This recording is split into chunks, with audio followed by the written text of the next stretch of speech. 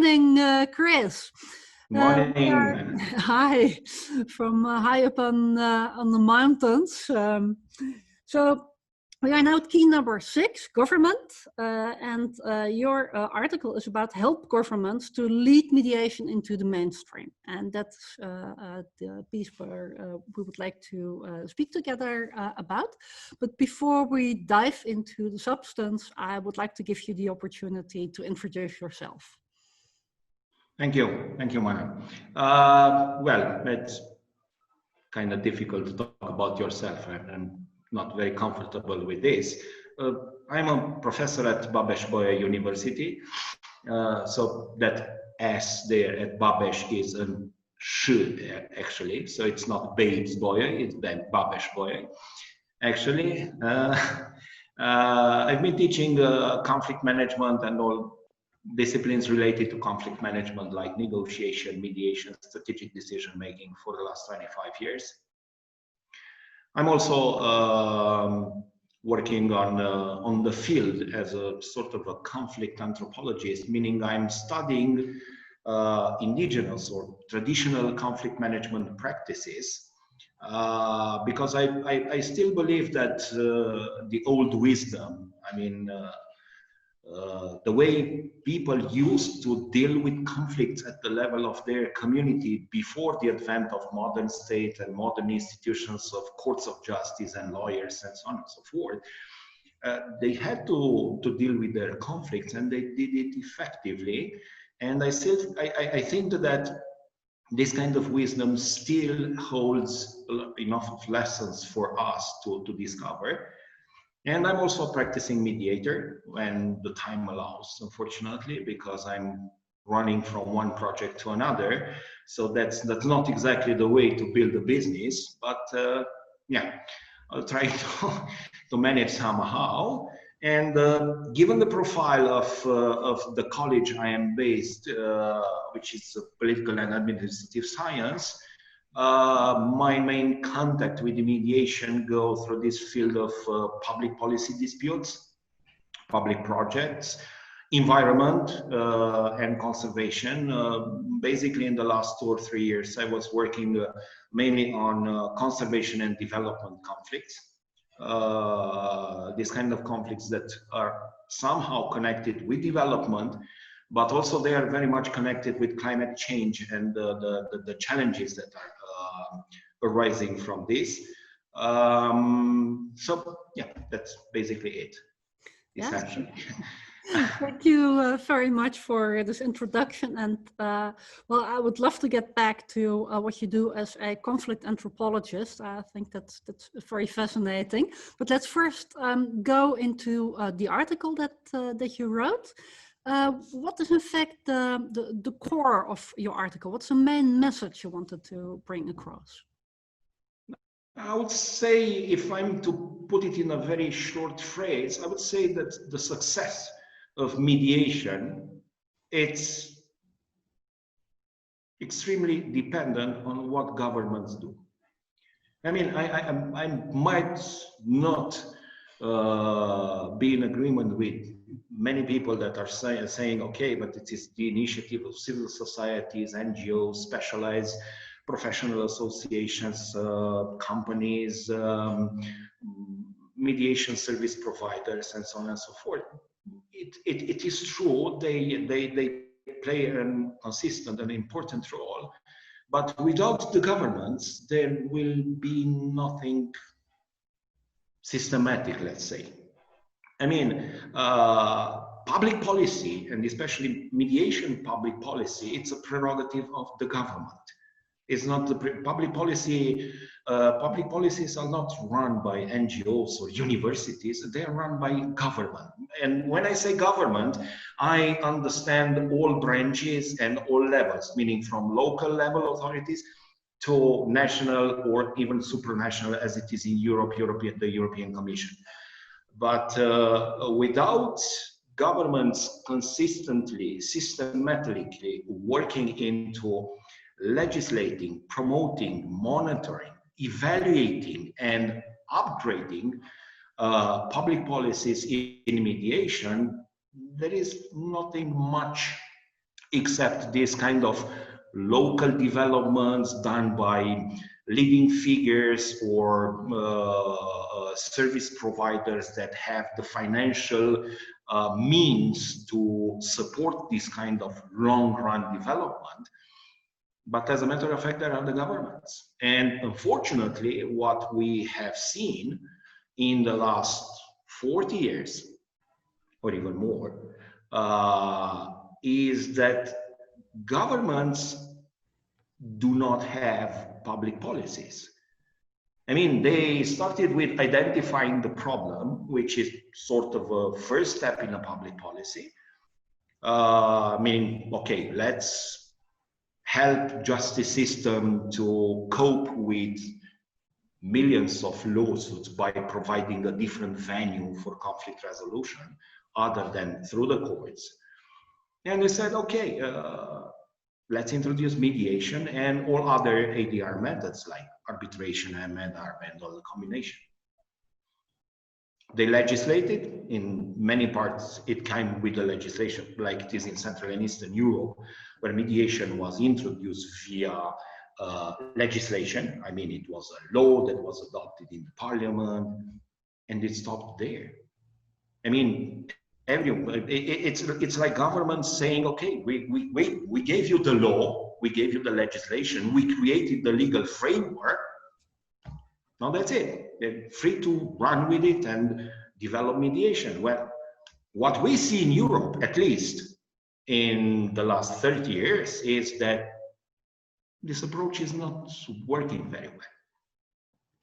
So what you are saying is in fact that governments should become active, have mediation at the top of their mind, so that they can collect data and make it work in practice, and also walk their talk. Actually, that's what I... Exactly.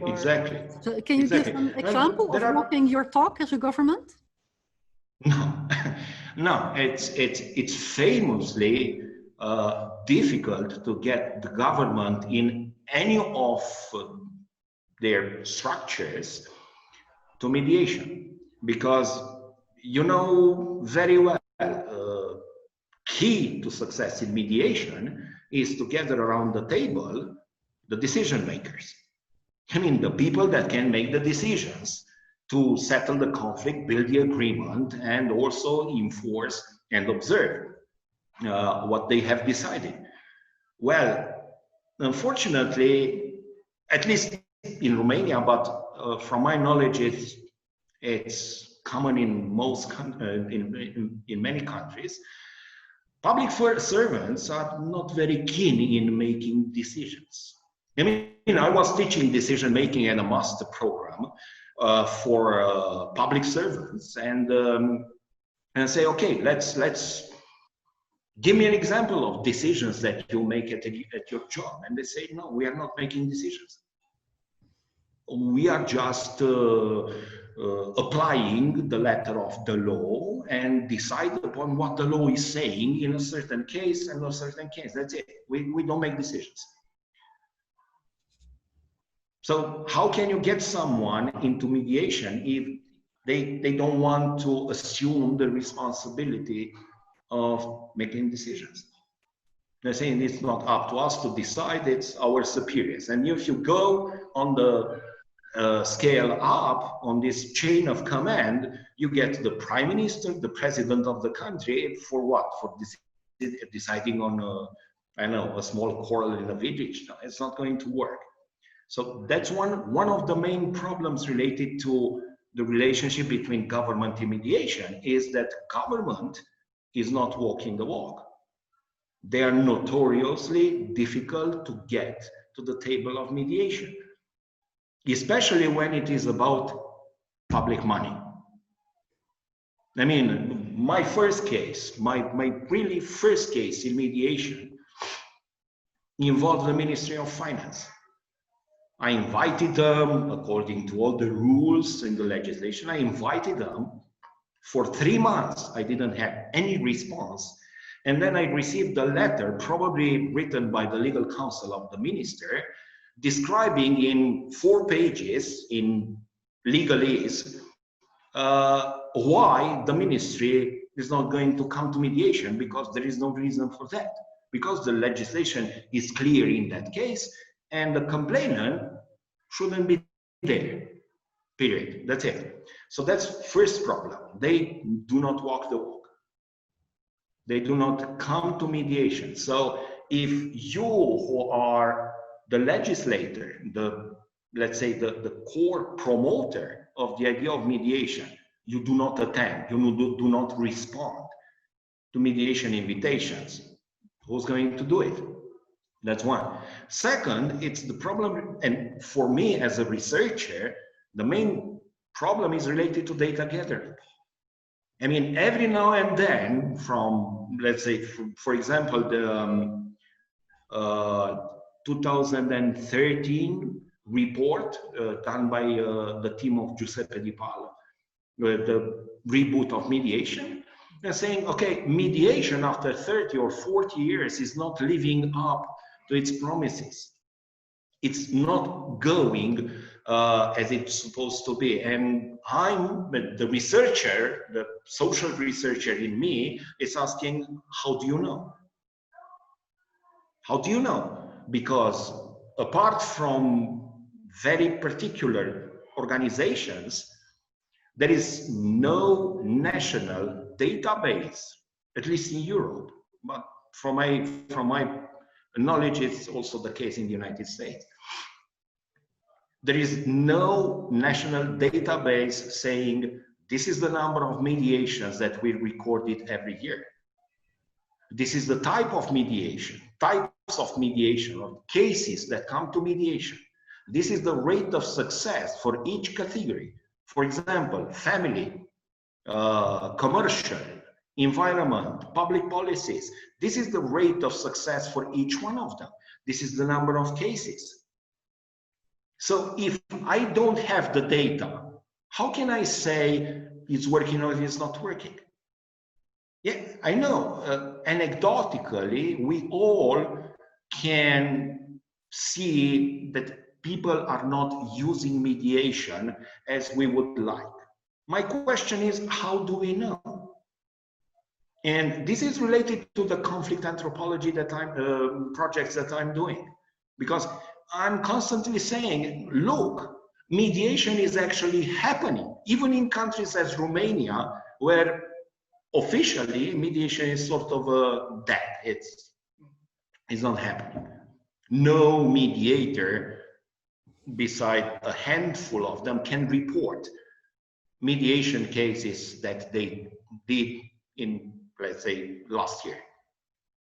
I'm saying, no, mediation is happening, just that it's not done by mediators, these professional mediators according to the law. No, it's done by policemen, it's done by principals at the schools in villages, it's done by priests, it's done by mayors, it's done by other people who are not legally mediators, but they are actually doing mediation at their at the level of their communities.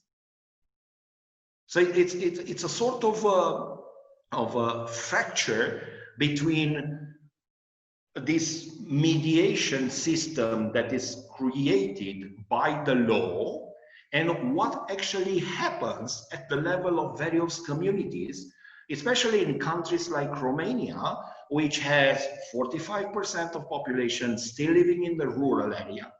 And there are many communities that live in very remote places with very little access to justice, to lawyers, to the whole national justice system. So they have to deal with their conflicts, and they do it locally. And this is one of our projects, studying how they are doing this actually. And what we find is constantly that mediation pops up. Okay, so actually you are saying we need data. I think we all agree that there is a big lack of credible and overall data for mediation. And you are saying we don't only need it in order to improve the efficiency and to convince users and governments, etc., to use it because it's a great product, it's a great system. But you also say, well, you know, actually I want to use it to prove how much mediation actually is already being used. Yeah. And maybe it can help us to rethink about what mediation is and how it can be used not only in a formal setting, but as a, a way of living, anthropological, in a different mindset. That's Absolutely. I think so. Absolutely. I mean, as a historian and an anthropologist, I would say, communities all around the world didn't wait for people in the United States or England to come up with the modern mediation, so they start learning it. And the communities cannot survive, especially remote communities, isolated communities. They cannot survive without having an internal conflict management mechanism that helps them deal with conflicts at community level. They won't survive. If they don't have this mechanism, they will either fight and kill each other, or a part will always leave and form a different community. So if they stay together, it means that there is some sort of a mechanism that helps them deal with conflicts in an effective way. And mediation is one of them. Of course, traditional societies do not make all these differences between conciliation, arbitration, facilitation, negotiation. I mean, the third party, the neutral, plays these roles in a continuum depending on how the whole situation evolves. It is what we have seen. I've been working now for 4 years in Crete. It's traditional mediation to stop conflicts escalated into blood feuds. Crete still has blood feuds, as all other areas in the Mediterranean, in these egalitarian societies. So during the time that the Greek government in Athens is copying laws and models from Italy and other parts of Europe, and trains mediators and so on and so forth, in Crete, there is this traditional mediation, which is definitely mediation. And the whole mechanism is extremely sophisticated, ritualized, effective, and it's still there. I mean, we need to see how mediation is done in various countries. And instead of copying and transferring models from various countries to our country or other countries, try to see how the people in those countries really deal with conflicts. Learn these models, give them a training that really captures the strengths and repairs or deals with weaknesses, and we will have mediation. Yeah, I know mediators want that mediation be done by them and themselves, and this is a business, but the point is, from the point of the government, what is my interest? That mediators can make a living out of mediation, or to have mediation really working in a country and helping achieve my national or international goals, which is a more harmonious society, shortening the backlog of the courts, more peaceful, amiable way of dealing with conflicts, and so on and so forth. So from the government point of view, mediation is not about mediators making a living out of mediation. It's about mediation really working where it is supposed to work. So are you actually saying that we need to reframe what mediation is, and maybe that would also help governments to become more active, and maybe also the users to embrace mediation more? So not looking at it as a formal process, but actually start at there's a problem and it needs to be solved, and it doesn't really matter what it is that you are using, whether it's mediation or mediation techniques or arbitration or informal arbitration, whatever you are doing, there's a problem, it needs to be solved in the best way fitting for this problem. That is what we can learn from anthropology, maybe. Yeah, exactly. Maybe. I mean, for understanding how mediation works or doesn't work, it might be possible that it's not working. We need to get a little bit of this anthropological angle of research, not only the legal aspect or the conflict management aspect, coming from, okay, we deal with legislation, okay, we have the commercial track or the family track, where we need to deal with all these legal things in a divorce or in a breach of contract and so on. Okay, these are things that they work on their own way, and here the government has an important role into promoting mediation, into facilitating access to mediation to people. Because I just give you one simple example. In Romania, when they said, okay, there is mediation, we have the law, the way government encouraged people to go to mediation was to put an A4 on the door of the courthouse, saying there is mediation, you can use it, period. That's it.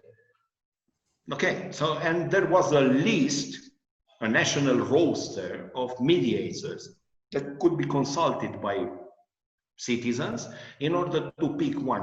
Come on, a list of mediators, what does it tell you? It doesn't tell anyone, you just pick them randomly.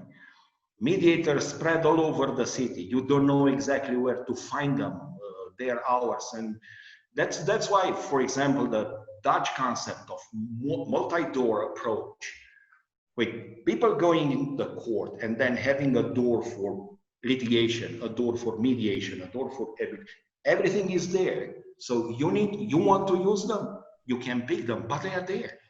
It's easy to access, open to everyone, instead of sending people around the city trying to find mediators. You don't know who they are. I mean, going to talk to a bunch of strangers. So governments can really do a lot in this area, in the urban areas where are all these things related to family, to public projects, commercial, civil law, let's say. But there are other parts of the country where mediation hasn't disappeared in time. It's still there in a form or another. Of course, we need to define it very, very widely. I mean, not very technical, academically, hair splitting, stuff like that. No, mediation is every process, I would say, where the parties retain the power of decision. Okay. Now, beyond that, yeah. So actually, we need to just open up our mindset to think about and rethink what mediation is in order to unlock the golden age of mediation, not just put it in a box. That is what I'm hearing you say. Absolutely. Did you have the opportunity to read some of the other contributions to the 7 keys? And was there something that you found interesting, or a main takeaway of the entire keys? It's not easy for me to say, okay, I read all of them. I went through them, especially when Michael co-opted me into this. I wanted to see what others are doing, of course. What can connect to others. Of course, I've seen the contribution of Adi Gavrila and Leo. We have a long-standing, let's say, not dispute, but sort of a friendly disagreement related to mandatory mediation and things related to this. I mean, it's some sort of easy way of buying into, okay, we can force mediation on the throats of the peoples. If they don't want it, okay, we can force them a little bit, give them a friendly nudge into it. I'm not very happy with this approach. Also, I've seen Ken Cloakey with leadership and the whole stuff. And others which I'm, let's say, not very happy with. I mean, I'm not having a legal background, and I'm thinking that approaching mediation from a legal angle with a legal background is not very helpful, neither to understand the process, neither to promote it. And mediation is a way of life, I would say. It's a way of thinking. It's something that comes practicing, exercising, and getting beyond what is legal, what is not legal, what is that law saying, what is that paragraph saying. It is beyond, as I was telling my mediation trainees, when you face a conflict as a legal professional, the first thing that comes into your mind is what's the solution from a legal point of view. For me as a mediator, the question is, what are the obstacles that stop these people dealing with the conflict in their own way? I mean, 90% of the conflicts, or even more, of the conflicts that we have every day, we deal with them, right? We don't go to the court, we don't go to a mediator, we don't go to a third party, we deal with them in a way or another, in the family, at the workplace, with our friends, and so on and so forth. We do it. So my question is, in that particular case, what stops them? What are the blocks? What are the roadblocks? What are the obstacles that stop them? It's related to communication, it's related to substance, it's related to emotions, it's relating to their history together. I don't know. And it is my job as a mediator to investigate this obstacle and help them overcome them. So if I start thinking in terms of what's the solution, it means I'm not practicing mediation. I'm practicing something else, but it's not mediation. So that's why I would say that some of the contributions are too much engulfed into the legal vision of the topic. But I would really single out the contribution of Mike McElrath. I really loved it because it connects, talking about negotiation, it connects with what we are doing in this multi-year. We started in 2011 with these traditional conflict management practices, mapping how people not only deal with conflicts, because every culture, every community has a certain pattern of solving conflicts, which is particular. And for all these conflicts that come mediated by international high-power mediators like World Bank or United Nations, these are people that come with a technical mastership of mediation and all the tricks of negotiation, diplomacy, and so on and so forth. What they don't know is local culture. What are the patterns of conflict? How the people in those places really understand conflict? Because we do not understand conflict. We do not value conflict in different in the same way. So to get entry points, we need insight, knowledge. And this comes from understanding how these people really deal with conflicts, because they, as I said, they haven't waited for Europeans in the 19th century to come to them after millennia and teach them how to deal with the conflicts. They were doing that. So we need to understand that in order to get entry points and then go through these patterns into a successful resolution.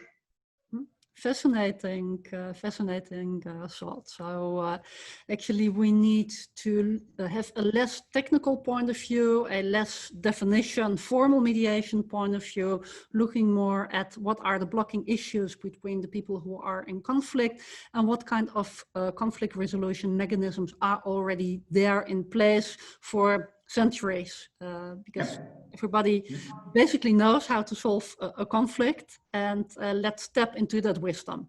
That is what I'm keeping from our conversation. So do you sorry. Go ahead now. I just wanted to ask you, It's just very briefly an example. In 2018, I was sort of an international expert into a project that happened in Uganda. So in Uganda, after several projects introducing mediation done by various NGOs, international NGOs coming from various European and North American countries, they were teaching mediation. At the end of the day, after several years, mediation was not going anywhere. It didn't work. So at a certain point, one organization really said, okay, let's try a different approach. And we sort of matched. I was part of a different project still in Uganda. And they said, okay, how we can do this? I mean, they said, instead of picking up lawyers from the capital, give them a mediation training and sending them into rural communities. Uganda speaks 56 languages. So no one from Kampala is able to talk those languages. So instead of sending high power, this kind of rich family kids, because only rich families can send their kids to legal schools and stuff, to mediate in the communities in, I don't know, in Gulu or in Acholi land or in Wezori, where nobody understands them, or why don't we go in those communities, identify those leaders? I don't know what they are. They might be members of NGOs, they might be elders, they might be community leaders, religious leaders, people that somehow naturally get others to address them to help deal with their conflicts. Identify with these people, understand what they are doing, what are their processes, how they deal with conflicts. When two people come to them and say, we have this land dispute, what are you doing as a religious leader or I don't know, land manager or elder? What are you doing?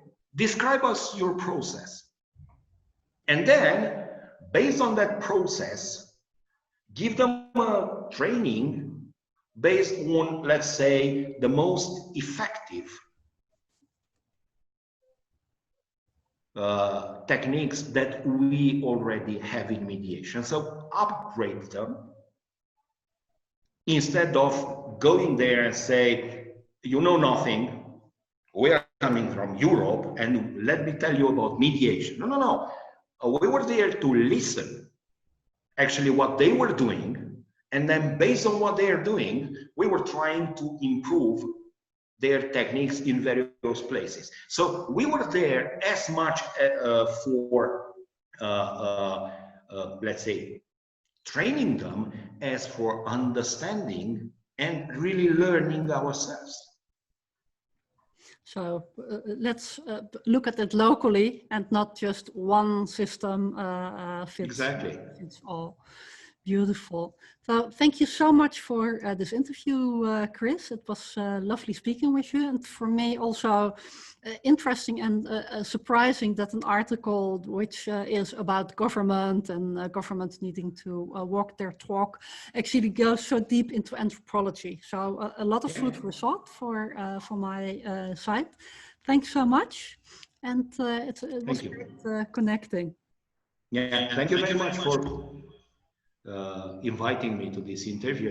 It's really extremely interesting, and I would say the whole idea of this 7 keys is spectacular because it puts together all these kind of various approaches, and I really hope that together, especially if we are going to publish them together in one set, so instead of this sequential presentation, we have one block of things related to mediation and what can be the real axis, let's say, the strategies to deal with mediation in the future really can make the difference.